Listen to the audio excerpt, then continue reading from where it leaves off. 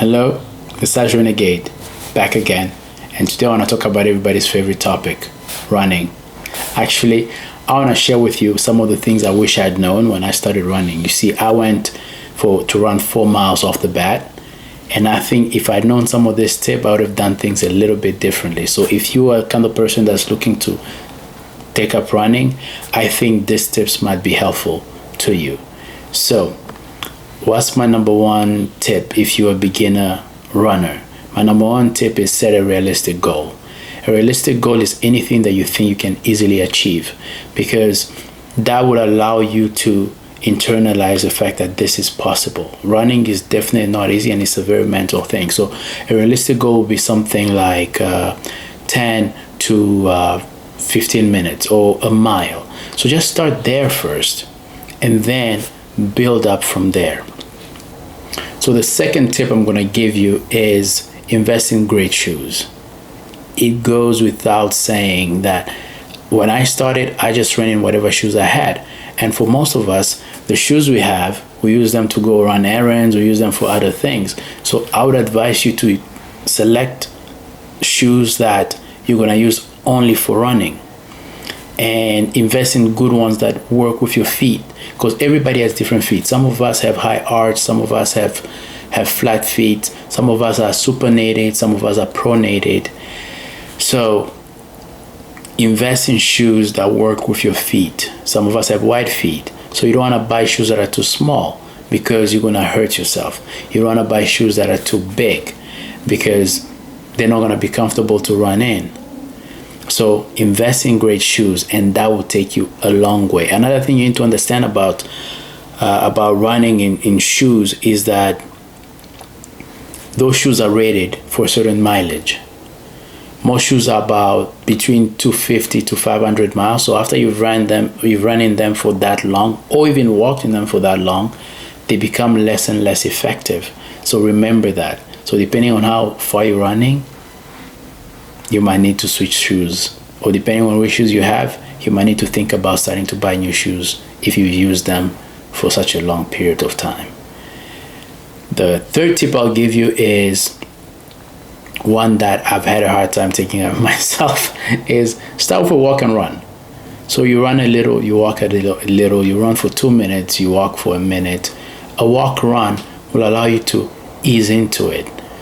One of the main things that you're going to hear people mention again and again is keeping your heart rate low, being able to speak and all that. So a walk run allows you to not start off the bat sprinting and burning yourself out, because a mile is quite a distance, and you look at 100 feet, you can sprint that, but a mile is like, yeah, it's something that if you've never ran before or you're starting to take up running, a walk run will be something that will be really beneficial in building you up to the point where you can actually do a full mile without stopping. So I'm going to go for a run right now. I'll be right back, and I'll continue with tip number 4 when I get back from this run. See you in just a minute. Hey, I'm back from my run, as you can see. Still sweating. So where was I? Tip number 4 that I want to give you is focus on form. This is going to take you a long way, especially if you start by focusing on form from the beginning. Relax your posture. Make sure your shoulders are back. Stand upright. Do not overstride, which means overstriding is when your foot lands too far in front of you. You have to try and have your foot land below you and not in front of you. So focus on form. It will take you a long way. On top of that, what I can say is as well, focus on your cadence. Don't focus so much on your pace, but cadence and your form, that's a good start. That's a good place to start. Tip number 5, please, I'm not going to stress this enough, take rest day seriously.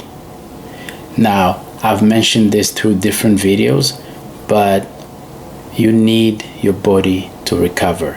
So what you want to do in the beginning is you want to run about 2 to 3 times a week with cross training in between. So cross training can be anything: strength training, cycling, swimming, anything else that is not putting the same kind of pressure or impact on your leg muscles. So you need to recover those muscles so they can get stronger, and so you can get back and run the next day. And this will bring me to tip number 6, which is do strength training. Now, for beginner runners like myself, I never really thought that strength training really impacts your run. Now, lucky for me, I was already doing strength training. So the flip side is that in strength training, they tell you, no, you're gonna lose your gains if you run. So lucky for me, I came from strength training, so I didn't need to have to think about doing strength. So, but for you as a beginner, you want to add in some strength training, some calf raises, some squats, and on top of strength training, make sure you stretch. Make sure those muscles are stretched, because the stronger your lower body is, the stronger even your core is. Because when you run, you use your core. The stronger your body is, the better you run, the better form you're gonna have, and the more you're gonna prevent injury. So that strength training is really the backbone of preventing injury, and it also helps you recover faster. So remember that. Number 7, I would say, is remember to fuel up your body. Hydrate and fuel your body. Hydrate and fuel your body. That is very, very important. So when you're running, you're sweating, you're losing fluids, and this actually impacts your performance over time. So you need to learn to drink a few sips of water every so often, so you don't get too dehydrated. Because when you get too dehydrated, you're going to start cramping up, and that is not good. Another thing is you have to remember to fuel your body with the right nutrition. This is key in any form of training. The right nutrition that will carry you through, because if you're not having enough carbs, for example, some people stay away from carbs. Sometimes you need that. Sometimes you need that for energy. But if you're not having enough of it, if you run out of that, that's where you see people pass out while racing, right? Because you only have a certain amount that you can run. Once you go below that amount, your body just shuts down. So please focus on fueling your body with the right kind of nutrition, and focus on hydration. Another tip is pace yourself. So one of the biggest mistakes I made, and one of the things I wish people could have told me, like I've said, I used to hate running, hated it with a passion.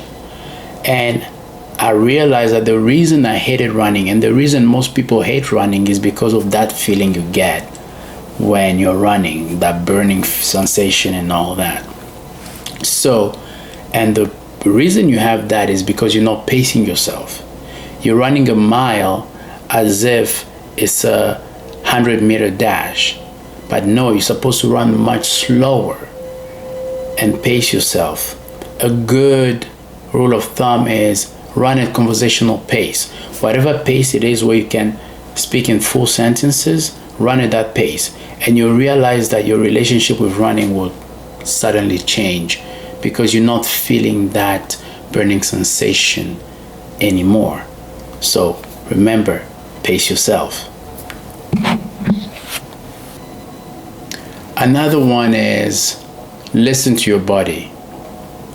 This is another tip that I cannot stress enough. Listen to your body. Being sore is normal. A certain level of soreness is normal. But if you're overly tired, when you're too fatigued, that's usually when injury happens. When you decide to push yourself way too far. Now, I am pro pushing yourself, but you also have to balance pushing yourself hard enough but not too hard. So listen to your body. Some soreness is fine, is part of the game, but too much soreness becomes a problem. Make sure you listen to your body. If you feel like your body is not ready and your body is telling you no, not today, give it some rest. It's better to rest for one full day and not do anything than to get injured, because when you get injured because you did not listen to your body and want to train while fatigued, then you're probably going to miss a week, a month. Depending on the injury, it could take several weeks to several months. Please, please, please listen to your body. And here's the last tip I'm going to give you, and that is track your progress. Anything, my theory is that anything you can track, you can work with. If you don't know what you're doing, if you don't know if you ran a mile or how fast you ran it or what was your heart rate and all that, it's hard to improve.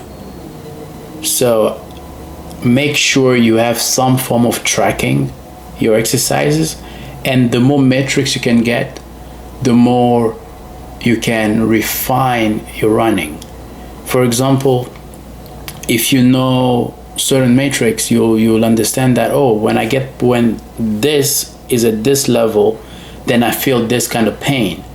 Then you're gonna start learning a lot about your body to know as well how far you push yourself, how far you should pull back. For example, I sometimes do low heart rate training, and I can almost tell exactly when my heart rate reaches a certain point, and my watch will alert me, you've gone above the heart rate zone. So you start to listen, you start to understand how your body works.